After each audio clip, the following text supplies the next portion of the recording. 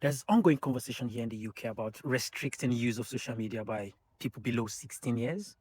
And all I want to do is to get your opinion on this because I'm a bit torn on this one. Um, Mind you, in Australia, because of the bill that was passed in December last year, from December 2025, people below 16 years would be completely banned from using social media.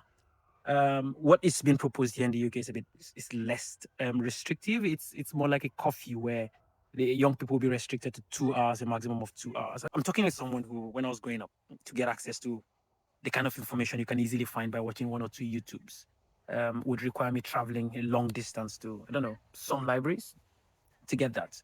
And to think that a young person lying in their bedroom can, access experts from different parts of the world by watching one or two YouTube videos, I think is a good thing.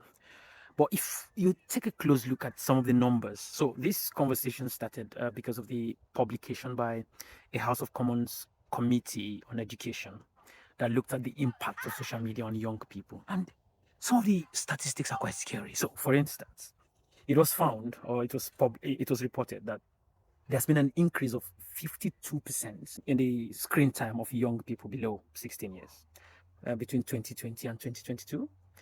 And the very striking thing in that report is where it says there's a clear indication that the behavior of most of these young people is like consistent. Yeah, that's the word I'm looking for. Consistent with addictive behavior. To cut a long story short, what they're simply saying is this use of social media by young people is more of an addiction. That's something than something that people really want to do. And if you've ever used social media, the algorithm works in such a way that it forces you to stay on. So that's not going to be something people would find surprising. It's addictive.